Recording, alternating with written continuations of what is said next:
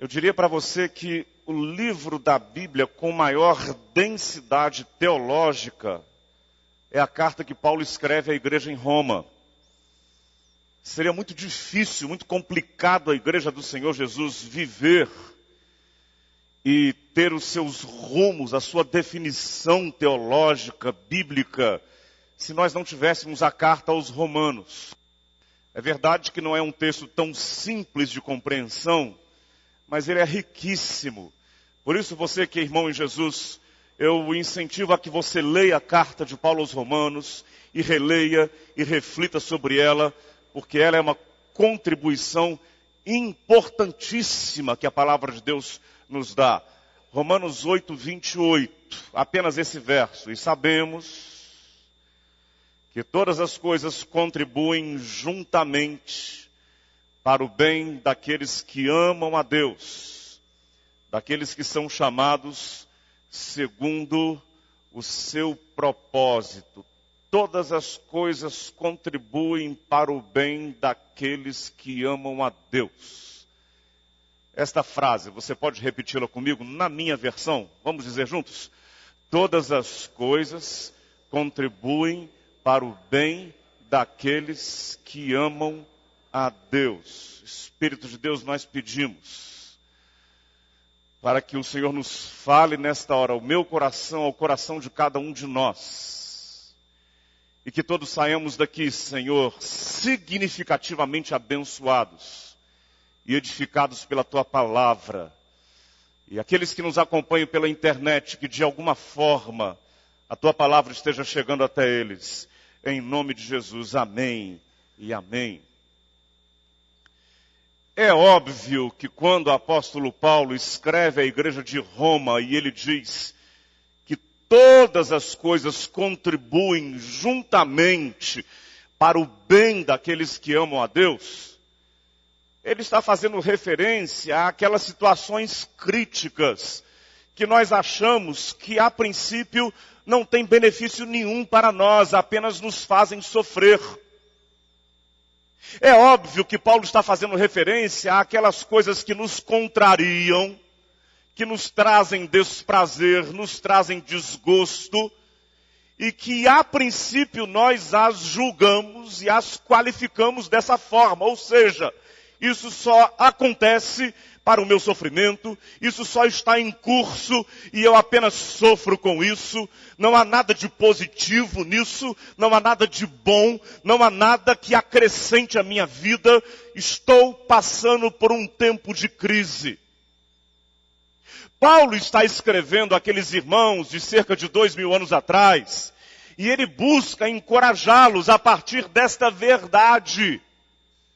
Ele diz isso: olha, essa crise que vocês estão vivendo, olha esse tempo difícil pelo qual vocês estão passando, esse momento delicado, esse momento em que as coisas são contrárias, esse momento de adversidades imensas, eu quero lhes dizer uma coisa muito importante acerca deste momento, irmãos de Roma. Há uma verdade, e a verdade é que todas as coisas, sejam elas boas, sejam elas ruins, todas as coisas, sejam as coisas que nos trazem prazer, sejam as coisas que nos trazem desgosto, todas as coisas, os bons momentos, os momentos difíceis, todas as coisas, as horas agradáveis, os tempos de crise, todas as coisas, diz Paulo, contribuem para o bem daqueles que amam a Deus. Você crê que essa assertiva, essa afirmação de Paulo é uma verdade? Você pode dizer amém? Então repita comigo: todas as coisas contribuem para o bem daqueles que amam a Deus. Fale comigo: todas as coisas contribuem para o bem daqueles que amam a Deus. Querido, a crise contribui para o seu bem. Você pode aí dizer então: glória a Deus pela crise. Aliás, quer falar isso? Glória a Deus. Não, mas para aí, não pode ser tímido, né? Porque me parece que você está falando porque eu estou assim incentivando, meio que animador de auditório. Você crê mesmo nisso? Você pode dizer assim, com todo o coração: glória a Deus pela crise. Então vamos lá, irmão. Pense naquela sua peleja. Pense naquela sua luta intensa. E de antemão, cheio de fé, crendo que de alguma forma Deus vai usar essa crise para te abençoar. Crendo que de alguma forma Deus vai usar esse tempo difícil para te fazer crescer. Então, pela fé, eu sugiro e convido para que você diga assim: glória a Deus pela crise. Vamos falar? Glória a Deus pela crise. Amém. Mas é importante, queridos irmãos, que a gente creia que Deus faz coisas boas acontecerem através das adversidades. Eu vou repetir. É importante que a gente creia que Deus faz coisas boas acontecerem através das adversidades. E Deus faz, e Deus tem poder. E nós temos orado para que esta igreja seja cada vez mais uma igreja de oração, de intercessão, igreja que crê nos milagres de Deus, igreja que crê que pessoas são restauradas, igreja que crê no sobrenatural do Senhor. Nós cremos que Deus ainda age de modo sobrenatural. Aleluia. Mas é preciso que aqui no mundo da razão, numa dimensão bem humana,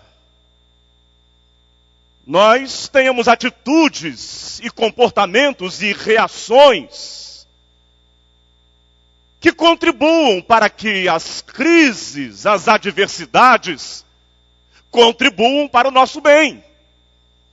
Porque não adianta a gente ficar falando: eu creio que Deus transformará todas as coisas difíceis em bênçãos, eu creio que um dia Deus me dará vitória sobre as lutas. Não adianta você ficar fazendo as declarações de fé. Pelo amor de Deus, não entenda como sendo uma redução do valor da fé. Nós cremos no poder de Deus.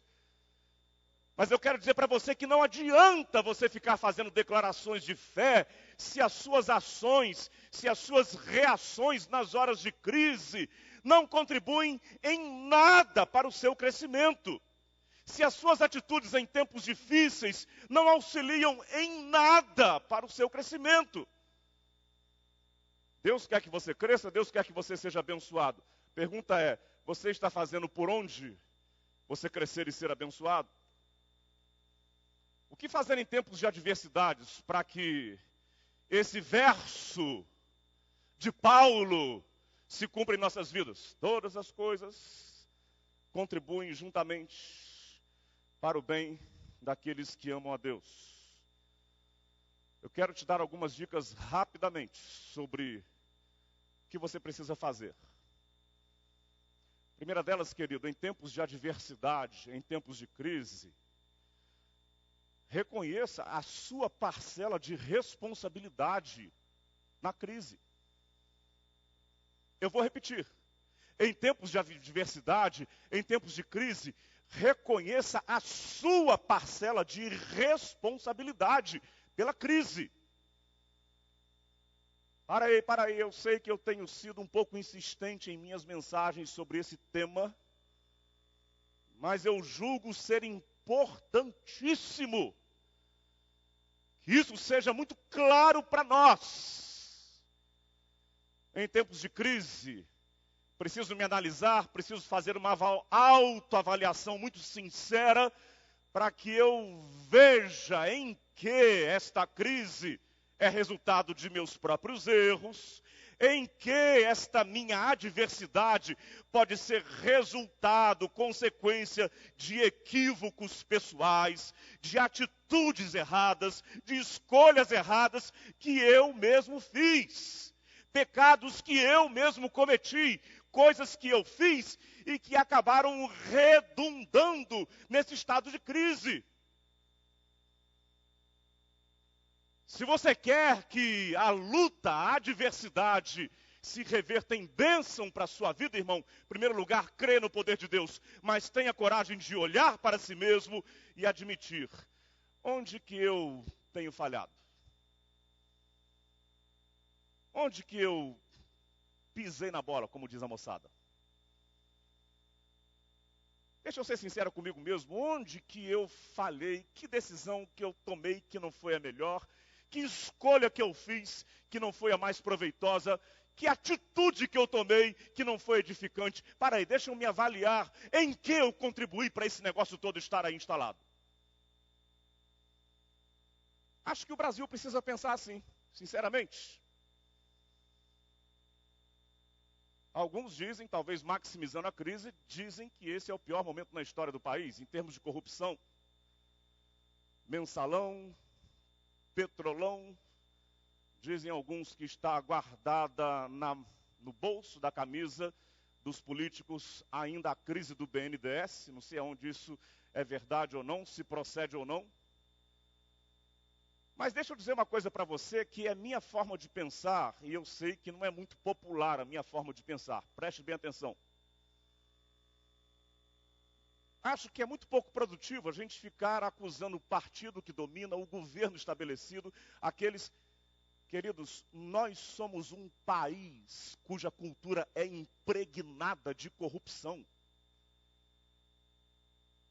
Os atos de corrupção que são cometidos nos altos escalões, com grandes quantias de dinheiro inimagináveis, são os mesmos atos de corrupção que nós cometemos nos escalões baixíssimos, aqui na vida dos simples mortais. O Brasil é o país do jeitinho.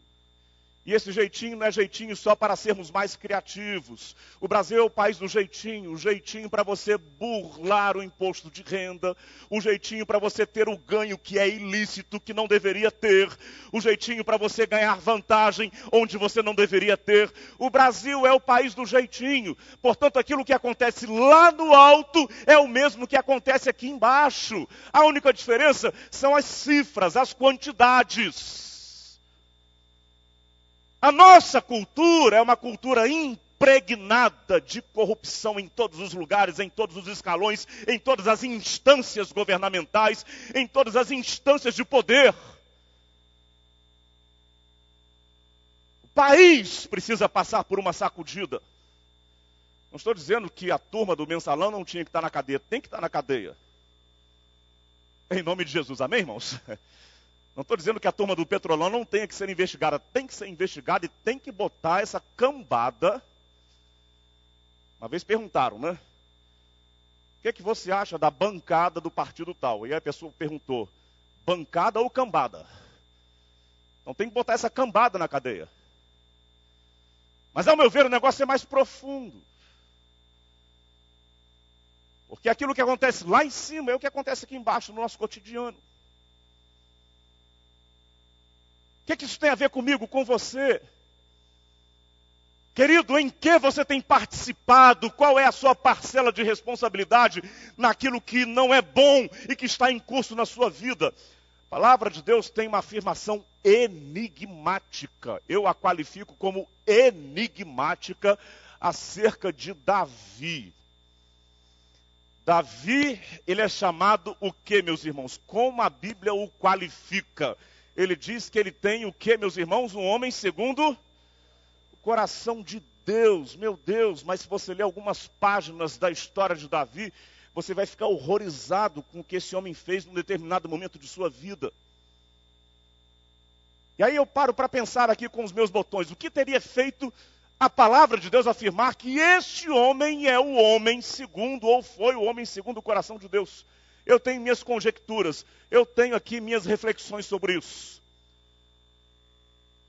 Uma delas eu já mencionei. Se você abre lá o Salmo 51, você encontra Davi dizendo, a um coração quebrantado e contrito não desprezarás, ó Deus. Pode repetir comigo, irmão? A um coração quebrantado e contrito não desprezarás, ó Deus. Ou seja, ele acaba descobrindo que muito mais importante do que rituais, muito mais importante do que liturgia, muito mais importante do que religião, é o homem apresentar-se diante de Deus no mais completo e absoluto estado de confissão, de quebrantamento. Então eu tenho certeza que esta afirmação de Davi foi decisiva para que ele fosse considerado o homem segundo o coração de Deus. Mas muito próximo disso, está uma outra passagem acerca de Davi, você não precisa abrir agora. Depois você leia lá no segundo livro de Samuel, no capítulo 16. Não abra agora, preste atenção, nós temos pouco tempo, eu quero andar um pouco mais rápido. E ali tem um episódio impressionante sobre a vida de Davi. Preste atenção porque eu vou contar para você rapidinho a história. Um episódio impressionante. Diz o texto que Davi estava saindo de um lugar chamado Baurim. E ele ia saindo como rei de Baurim, com todo o seu cortejo real, os seus valentes mais próximos dele. Todo o cortejo real em volta dele. Soldados à frente, soldados atrás. E quando ele ia saindo de Baurim, pelo caminho havia uma encosta montanhosa, como que uma estrada no sopé de um monte. Naquele momento, lá no alto do monte, foi um rapaz chamado Simei. Conheço algumas mulheres chamadas Simei, mas originalmente Simei era um rapaz. E aquele rapaz foi acompanhando lá do alto o cortejo de Davi. E lá do alto ele foi levantando poeira, região desértica, Palestina antiga. E ele foi pegando pedras e jogando em Davi. E dizendo, filho de Belial. Essa expressão significa homem que não vale nada. Veja só o que Simei dizia. Homem que não vale nada, filho de Belial. E ele pegava pedras e jogava em Davi. Pegava pedras e jogava em Davi. Pegava pedras e jogava em Davi. Um dos valentes de Davi se aproximou do rei e disse, Sua Majestade, não vai fazer nada. Eu posso subir lá e decapitar esse camarada. Naquele momento, Davi traz à sua memória todas as atrocidades que ele havia cometido com Urias. Tudo aquilo de absurdo que ele havia feito com Batseba. E Davi, do alto da sua realeza, ele diz para aquele soldado perto dele, não faça nada com ele. Foi Deus quem mandou ele me amaldiçoar. A frase que Davi usa é essa, foi Deus quem mandou ele me amaldiçoar. Deixa eu dizer para você, eu tenho cá minhas dúvidas se foi Deus quem mandou Simei amaldiçoar Davi. Sinceramente, acho que não foi. Davi disse, mas pode ser que ele tenha se equivocado. Mas me impressiona a atitude de Davi. Em outras palavras, ele está dizendo, eu fiz por merecer. Eu mereço tudo isso. Eu sou rei. Eu estou rodeado, ladeado pelos meus principais guerreiros, os valentes que estão de um lado, à minha esquerda, à minha direita, todos os meus soldados, toda a realeza está em volta de mim, e eu mereço passar por esse momento. Meus irmãos, que caráter de Davi. Concordam comigo, irmãos? Que coisa impressionante. E, meus irmãos, com muita frequência, o quão distantes desse negócio nós somos. O quanto que a nossa tendência é responsabilizar pessoas pela nossa crise pessoal. O quanto a nossa tendência é dizer que o mundo é responsável pelo nosso problema. Deus é responsável pelo meu problema. O mundo é responsável pela minha tragédia. Temos uma dificuldade gigantesca de fazer como Davi. Eu fiz por merecer. Deixa ele falar, filho de Belial. Deixa ele falar, filho de Belial. Deixa ele falar, não, ninguém sobe a montanha, ninguém vai decapitar o rapaz, ninguém vai fazer nada com ele, ninguém vai transpassá-lo com espada, com lança, nada disso. Deixa ele falar, porque eu fiz por onde? Ou seja, com esta atitude, tempos depois, já lá nos dias do Novo Testamento, a Bíblia diz que Davi era o homem o quê, meus irmãos? Segundo o coração de Deus. Em tempos de crise, você quer que esse verso se cumpra na sua vida? Porque todas as coisas contribuem para o bem daqueles que amam a Deus? Diga assim, eu quero que esse negócio aconteça na minha vida. Fala aí, irmão, eu quero que isso aconteça na minha vida. Irmão, tenha o coração quebrantado. Tenha um coração quebrantado. Tenha humildade suficiente para olhar para si mesmo, numa autoavaliação muito sincera. E aí na sua vida, dizer, não, deixa-se meio. Deixa-se meio. Porque eu plantei sementes para colher esse tipo de fruto. Glória a Deus, irmãos. Aquilo que eu tenho dito com uma certa frequência. A gente tem o hábito de dizer glória a Deus quando as frases são frases de efeito. Deus vai dar vitória, Deus vai te abençoar, porque Deus tem uma grande conquista para você. Glória a Deus, aleluia. Mas quando a gente fala algumas coisas assim que não são tão positivas para o nosso ego, a gente fica meio tímido. Meus irmãos, Deus se compraz, Deus se alegra em corações humildes e quebrantados. Glória a Deus, irmãos. Glória a Deus. Maravilha. Segundo lugar, na crise, irmão, não espiritualize excessivamente. Não espiritualize excessivamente. Me ajuda aí. Talvez tenha alguém já meio que cochilando. Fala para quem está do seu lado, irmão, não espiritualize excessivamente. Fala isso para quem está perto de você. Isso. Maravilha, olha todo mundo para cá agora. Deixa eu falar para você. A mesma coisa que eu falei sobre a fé, eu falo sobre o mundo espiritual. Não estou com isso minimizando a minha crença no mundo espiritual.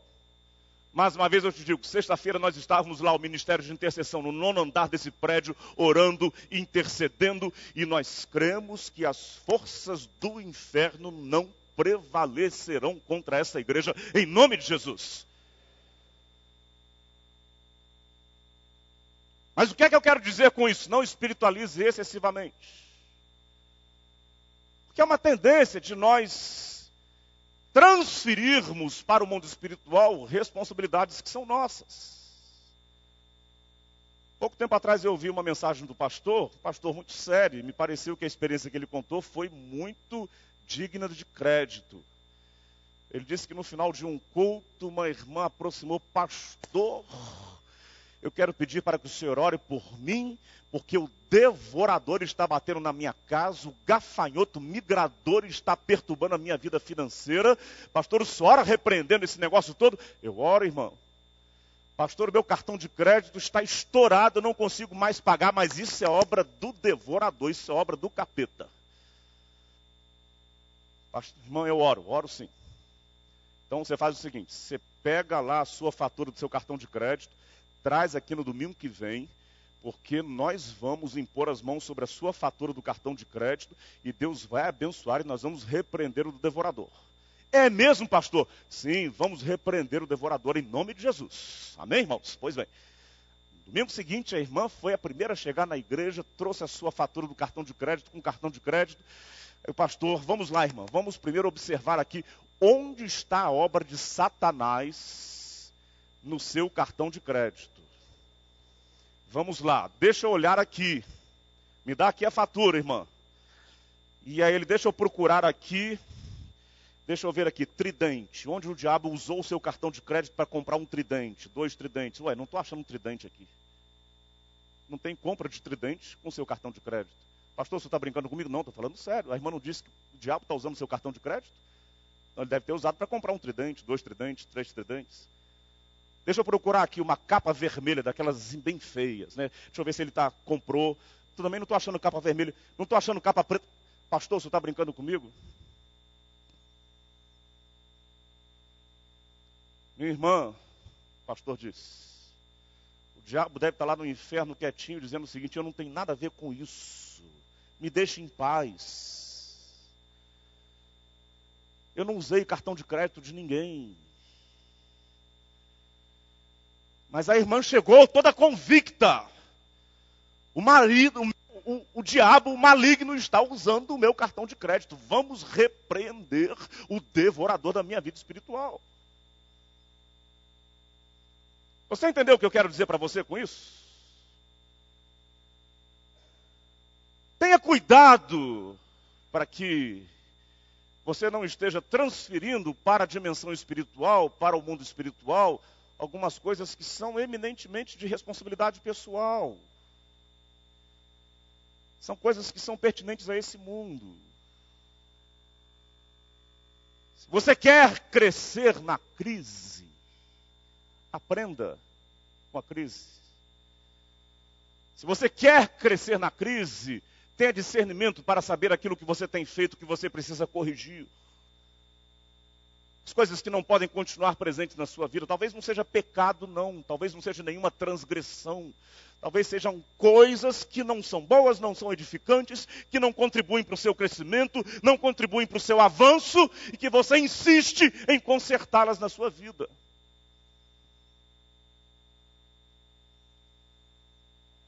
Meus irmãos, eu tinha um professor na universidade que habitualmente dizia: você se colocar na frente do espelho e cuidar da sua aparência é muito fácil. Mas você colocar um espelho na frente da sua alma é complicadíssimo. É muito, muito doloroso. Então essa é a segunda recomendação que eu faço para você. Terceira e última recomendação. Na crise, permita-se, e aí agora eu afirmo, com muita fé, com muita convicção, na crise, permita-se ser transformado pelo poder que há no nome do Senhor Jesus. Por que é que eu digo isso? Porque não basta choro, não basta arrependimento, não basta crise de consciência. É preciso que haja metanoia, é preciso que haja transformação, é preciso que haja mudança radical, é preciso que haja mudança de direção. Chorar e chorar muito não é suficiente. É preciso determinação, eu vou fazer diferente. Crise de consciência, por mais aguda que seja, ela não tem o poder para mudar a sua vida. Mas eu creio demais, que na medida em que você diz: Senhor Jesus, eu quero, eu vou mudar de vida, transforma a minha vida, coisas especiais da parte dos céus começam a acontecer na sua vida. E eu não estou falando aqui de fantasias, estou falando de coisas que eu tenho visto ao longo dos meus 30 anos de vida ministerial. E aí, na medida em que você tem Cristo Jesus sobre a sua vida, você pode até episodicamente cometer os seus equívocos. E quem não os comete, irmãos, quem não os comete?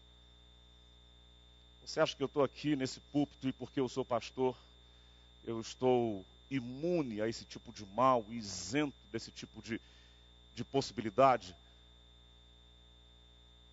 Todos nós, indistintamente, estamos sujeitos à falibilidade. Mas glória a Deus pela graça do Senhor Jesus. E aí, quando eu penso nisso, eu sempre me lembro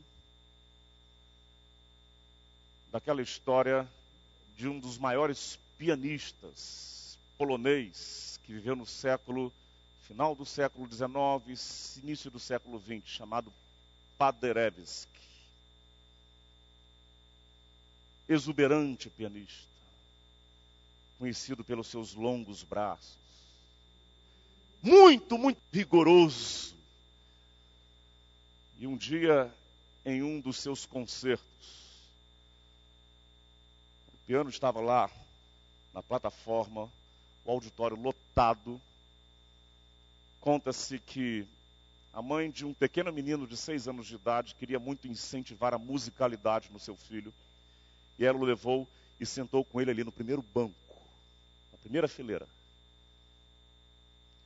Antes de começar o concerto, as pessoas conversando entre si. Ela se distraiu conversando com alguém do seu lado. Quando tocou o último sinal, as cortinas se abriram. Começaria o concerto de Paderewski. Quando ela olhou para o lado, o seu filho não estava na cadeira. Ela ficou apavorada. Meu Deus, está na hora de começar o concerto. O concertista é rigoroso demais. E ela começou a olhar para um lado, para o outro. Quando ela viu, o menino estava sentado lá na banqueta do piano, lá na frente. Chegou a hora do grande Paderewski entrar. O menino estava espontaneamente, na sua ingenuidade, dedilhando o piano, tocando sons e notas que não faziam o menor sentido, harmonia nenhuma. Paderewski então se aproximou dele por detrás. O auditório ficou em suspense. O que será que ele vai fazer? Ele, com seus longos braços, se debruçou sobre o menino. E na medida em que ele ia dedilhando o menino, as teclas do piano, Paderewski, com a sua genialidade, ia tocando com as suas mãos. E acabou executando uma belíssima canção a 4 mãos, a partir das notas erradas, entre aspas, daquele menino. E fez uma linda canção. Queridos, é assim que o Senhor faz conosco. Você quer relembrar o versículo comigo? Todas as coisas contribuem para o bem daqueles que amam a Deus. Fale comigo. Todas as coisas contribuem para o bem daqueles que amam a Deus. A gente está aqui tocando nossas notas musicais na vida, muitas delas erradas, sem fazer som conexo, sem harmonia.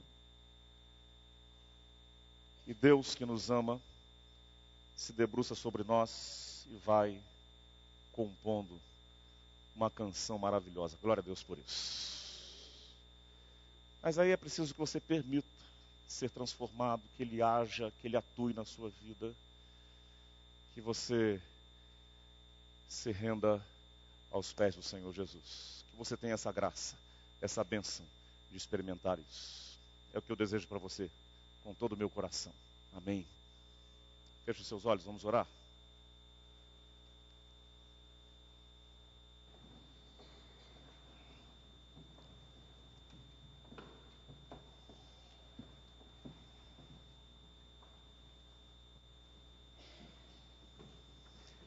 Senhor Jesus, nós te agradecemos e te louvamos pelas adversidades da vida, pelas crises que nós experimentamos. Porque o teu amor, tua graça, nos fazem confiar e em determinado momento todas as coisas serão usadas pelo Senhor para o nosso crescimento, para o nosso bem. Louvado seja o teu nome por isso. Senhor, que haja simplicidade em nossos corações, como houve no coração de Davi. Deixa Simei lançar pedras. Deixa Simei dizer, filho de Belial. Que haja, Senhor Deus, essa simplicidade no nosso coração, Pai. Perdoa-nos o nosso orgulho. Perdoa-nos pela nossa soberba inata, pela nossa arrogância impregnada em nosso caráter. Transforma-nos, Senhor Jesus. Nós nos derramamos na tua presença. Amém e amém.